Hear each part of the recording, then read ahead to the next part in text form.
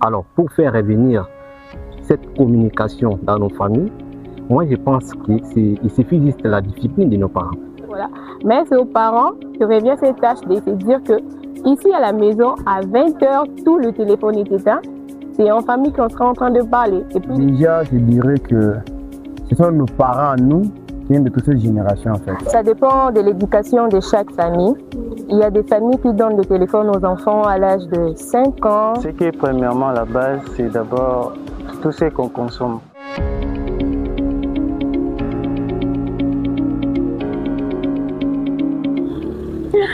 Nous sommes toujours à l'Inikin, c'est 8e édition. Les sujets s'intitulent « Comment pouvons-nous revenir à la communication que les smartphones et les réseaux sociaux ont détruit ?» Des familles brisées, les enfants qui ne parlent même plus à leur papa et maman. Pourquoi? Parce qu'il suffit d'avoir une tablette, un téléphone pour s'enfermer toutes les 24 heures dans la chambre. Pourtant, hier, on conversait, hier, on mangeait ensemble, mais aujourd'hui, chaque enfant a son coin. Comment revenir? Nous allons découvrir ensemble et échanger avec ces intervenants qui vont accepter volontiers de donner leurs avis. Allons-y. Comment revenir à la communication que les smartphones et les téléphones ont détruit? C'est le sujet que nous abordons aujourd'hui. Nous saluons chaleureusement notre premier intervenant. Bonjour monsieur. Bonjour. Vous pouvez vous présenter devant la caméra s'il vous plaît? Je suis Mathieu Bopi, étudiant en Master 2, Faculté des sciences sociales, administratives et politiques. Merci monsieur Mathieu. Nous voulons avoir votre avis sur ce sujet que je viens d'énumérer. Comment est-ce qu'on peut revenir sur la communication familiale dans ce siècle où les téléphones ont pris de l'ampleur et les enfants aiment s'enfermer plutôt que de parler avec les gens de leur famille? Bon, c'est un sujet parfois complexe aujourd'hui dans le monde d'aujourd'hui. Vous savez, nous sommes dans un monde numérique où toute chose passe parfois par des téléphones, des ordinateurs et tout. Je comprends, dans les contextes africains, nous avons grandi avec nos parents avant que les téléphones arrivent. Et aujourd'hui, nous avons dit qu'il y a eu coupure de communication entre nos enfants et nos parents. Alors, pour faire revenir cette communication dans nos familles, moi je pense qu'il suffit juste de la discipline de nos parents. Tu vois? Si nos parents mettent une discipline un peu vigoureuse envers nos enfants, je pense que cette communication doit toujours revenir. Et aussi, l'État congolais a une partie des responsabilités. Parce que nous voyons aujourd'hui les téléphones, moi je pense que les enfants de moins de 15 ans, 18 ans, les téléphones détruisent la santé mentale de nos enfants. De nos petits aujourd'hui parfois qui étudient dans des écoles primaires encore, et lorsque moi je vois parfois des enfants avec des téléphones dans des écoles primaires, moi ça me dérange en fait. Lorsque je vois la qualité d'éducation dans nos établissements, et donc alors, je trouve ça un peu trop bizarre en fait. Il faut que l'État aussi prenne des mesures nécessaires, parfois d'interdire, ou ça de limiter l'utilisation des téléphones entre les enfants et tout ça, mettre des lois un peu trop fortes, de limiter quand même cette utilisation, même dans des réseaux sociaux, les insultes, ce qui se passe, tout ça, ça détruit en fait. Et il n'y a pas quand même, il n'y a plus une éducation là en fait. Et cette communication n'est plus donc un peu efficace. C'est ce que je peux vous dire. Merci beaucoup, messieurs. Est-ce que vous avez un autre mot à ajouter pour conclure? Bon, je n'ai pas trop de mots, mais je vais dire aux parents juste de prendre les mesures nécessaires parce que le monde va au contraire des années 90 en fait. Parce qu'aux années 90, il y avait quand même une éducation un peu impeccable. Mais aujourd'hui, l'éducation a perdu son sens d'être. Donc son sens en fait, son sens d'être, je vais dire ça en fait. L'éducation a perdu son sens. Ce que je peux dire est renforcer les mesures, que les parents prennent des mesures nécessaires. C'est tout ça. Permettez que je le dise ainsi, les parents, mettez des mesures barrières. On continue avec le même sujet, avec d'autres intervenants. Restez là. Et on continue, les sujets restent le même. Déjà, bonsoir monsieur. Oui, bonsoir madame. Présentation devant la caméra s'il vous plaît. Bon, moi je réponds des Sams Lubumbu, étudiant en deuxième bachelor médecine. À la faculté de médecine, l'université de Kinshasa. Monsieur Sams, nous voulons avoir votre avis sur ces sujets qui s'intitulent comment revenir à la communication que le smartphone et l'Internet a détruit dans nos familles. Bon, déjà je dirais que ce sont nos parents, nous, qui viennent de toute cette génération en fait. Parce qu'à les anciennes époques, voire même nos grands-parents et nos parents actuels ici, ils n'avaient pas cette manière d'utiliser les smartphones. Ils jouaient dehors, ils jouaient des angos, et ainsi de suite. Alors, dans notre génération ici, ce sont nos parents, nous, qui nous ont détruits avec des smartphones. Vous voyez même un enfant qui a 10 ans, 9 ans, un parent qui part au supermarché pour acheter à son fils un iPhone, tablette, tout ça. Donc, vous voyez un peu.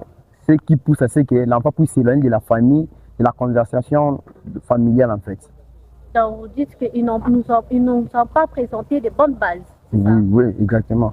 Et si jamais la responsabilité ne devait revenir aux enfants que nous sommes, comment est-ce qu'on peut faire pour revenir à la communication au sein de nos familles? Bon. Pour moi je dirais que... Bon, je donne d'abord mon exemple à moi. Moi je suis quand dans une famille où j'aime pas vraiment utiliser les téléphones. J'ai joué au foot, j'avais des vélos, des jeux par-ci, par-là. Ma première fois que j'ai utilisé un téléphone, j'ai totalisé 15 ans. Comment acheter un smartphone. Et jusqu'à présent, je suis toujours dans des bons. Mais si on peut revenir dans notre génération, je dirais que on ne peut pas s'habituer à continuer à acheter aux enfants des smartphones dès les bas âges. Et ça détruit aussi. Merci beaucoup, monsieur. Nous voulons conclure avec ce sujet. Vous avez un dernier mot à dire. Bon, le dernier mot à dire est que nous, en tant que parents futurs que nous sommes, que nous ne pouvons pas détruire nos enfants avec des iPhones, des tablettes. Ou plutôt, habituer les enfants à jouer, football, jeux et d'autres choses en fait. Les smartphones, ça détruit les enfants. On peut voir les enfants se cacher dans la chambre, en train d'utiliser les téléphones. On ne sait pas ce qu'un enfant est en train de faire au téléphone. Alors, ce sont nous, les relevés du demain, qu'on doit encore corriger mieux par rapport à ça. Les relevés du demain, corrigeons. Oui. Nous poursuivons. Merci, monsieur. Merci beaucoup. Bonsoir.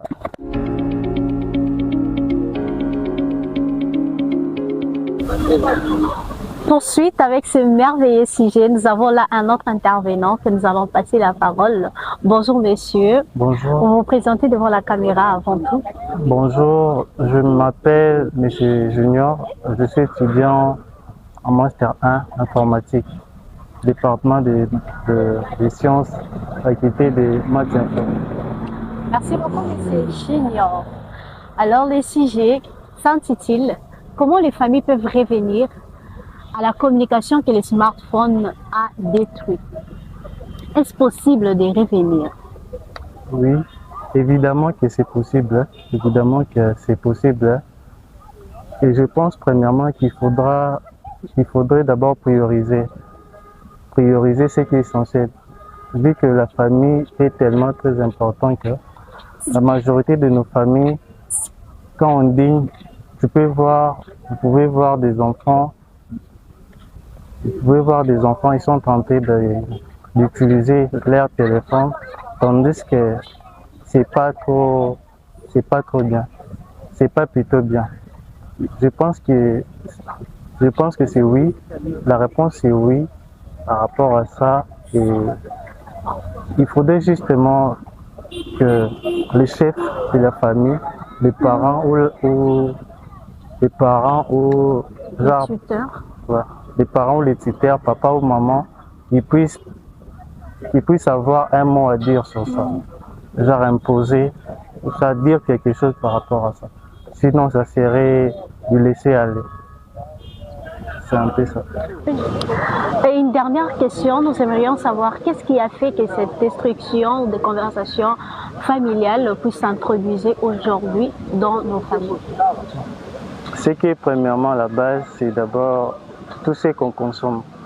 Tout ce qu'on consomme, ça influence directement notre vie, d'une façon et d'une autre. Et quand les enfants ils regardent la télé, tu peux voir dans différents pays, les enfants sont en table, les gens sont en train de manger et ils sont en train d'utiliser le téléphone. Et ça peut directement influencer parce que l'être humain en soi est influencé par ce qu'il voit. Et c'est ça la cause principale. C'est un peu ça. Merci beaucoup, monsieur, pour votre intervention. D'accord, merci beaucoup. Ça dépend de l'éducation de chaque famille. Il y a des familles qui donnent le téléphone aux enfants à l'âge de 5 ans, il y a d'autres 10 ans, il y a d'autres 18 ans après le diplôme. Et pour moi, si que chaque famille pouvait donner à son enfant le téléphone après le diplôme, là, ça serait mieux. Au lieu de donner à un enfant inconscient, immature, le téléphone à l'âge de 5 ans ou 10 ans, pour moi, ça... Oui, c'est inconcevable pour moi. Merci beaucoup. Mais même quand nous sommes à l'âge d'adulte, il arrive aussi qu'un enfant ou même un majeur, il a un téléphone, mais il ne trouve plus l'important de parler avec sa propre famille. Alors nous, on veut savoir comment est-ce qu'on peut faire pour revenir à la communication dans nos familles, même ayant nos téléphones. Et là, je vais revenir aux parents. Les parents sont le mieux placés à pouvoir mettre de base ou des principes à leurs enfants. Exemple, vous êtes dans une table en famille en train de manger. Si que chaque parent pouvait donner des principes à son enfant et comme on est tous pas au téléphone avant de manger, tout le monde concentré sur la nourriture, ça pouvait aider. Voilà un peu ce que je peux dire. Dans la grande responsabilité reviennent aux parents. Oui. Sans oublier que nous aussi les enfants, nous avions une responsabilité, une part. Bien sûr que oui. Alors pour conclure, j'aimerais que vous puissiez parler de la part des enfants avant de nous quitter.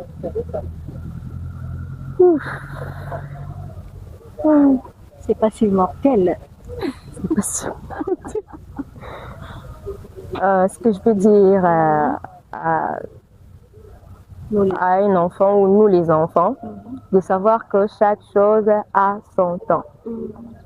Voilà un peu. Chaque chose a son temps. Oui. Ok. Merci beaucoup pour enrichir ces mots. Chaque chose a son temps. Il y a un temps où il faut parler avec ceux qui sont à l'extérieur. Et il y en a d'autres où il faudrait parler avec papa et maman quand on est à la maison. Ne soyons pas focus sur le téléphone, considérons aussi ceux qui sont présents. Nous continuons, nous allons prendre notre intervenant pour enrichir avec les idées dans ce sujet. Voilà. Il y a trop de la joie par ici. Avec madame que nous avions, je les laisse se présenter devant la caméra. Bonjour madame. Bonjour. Présentation s'il vous plaît. Je suis Lydie Kabengele, étudiante à la faculté des sciences et technologies. Je suis en environnement. Madame Lydie, nous voulons connaître votre point de vue. Comment revenir à la communication que les smartphones et les réseaux sociaux ont détruit dans nos familles? Triste réalité que nous constatons. Bon, d'après moi, je pense que ce travail revient d'abord à nos parents parce qu'ils ont vécu dans une époque où il n'y avait pas vraiment d'actualité, de téléphone et tout. C'est à eux de rentrer dans des anciennes pratiques, dire aux enfants non, c'est bon, que tout le monde éteint son téléphone, on doit parler. Et aussi les parents, je pense que les parents doivent en premier lieu engager des discussions avec les enfants parce que très souvent, les enfants n'ont pas l'habitude de venir, papa, maman, voilà, voilà. Mais c'est aux parents que revient cette tâche de se dire que ici à la maison, à 20h, tout le téléphone est éteint. C'est en famille qu'on sera en train de parler. Et puis les parents seront en train d'engager des discussions, comment ça a été la journée et tout et tout. Parce que des fois, on rentre à la maison, tu tout, déjà les parents, il est là et tout et tout. Ça va, oui, ça va, c'est tout. Et puis tu prends ton téléphone. Mais s'il y a cette discipline-là, les parents se disent que à partir de 20h, tous les téléphones sont éteints. On va engager des discussions. C'est alors que je pense que ça pourrait un peu changer de choses. Et vous pensez que les enfants seront réceptifs si jamais les parents s'engageaient maintenant? Bon, Au début, non. Au début, non, ça sera très difficile et très compliqué. Mais au fil du temps, et aussi les parents ne doivent pas le faire dans le sens de leur imposer directement. Ils doivent leur montrer l'importance, l'utilité. Voilà, si on fait ça, ça va mener à ça. Si on fait ça, ça va mener à ça. Si on commence à cultiver cette habitude-là, vous aurez le courage de nous dire tout ce qui se passe. Vous aurez le courage de nous parler de votre journée. Quand les enfants trouvent leur intérêt, c'est alors qu'ils vont dire « Ok, c'est une bonne idée. On s'adapte. » Vous parlez tellement bien que j'avais envie d'ajouter une question, mais bon, je ne vais pas en abuser. Votre dernier conseil aux enfants, tout comme aux parents, avant que vous puissiez le quitter. Ok. Ce que je dirais d'abord aux parents, c'est que parents, vous êtes ces personnes qui nous montrent le chemin, qui nous montrent ce qu'on doit faire. Même la Bible dit, apprends à l'enfant le chemin qu'il doit suivre, afin que quand il sera grand, qu'il ne puisse pas s'en détourner.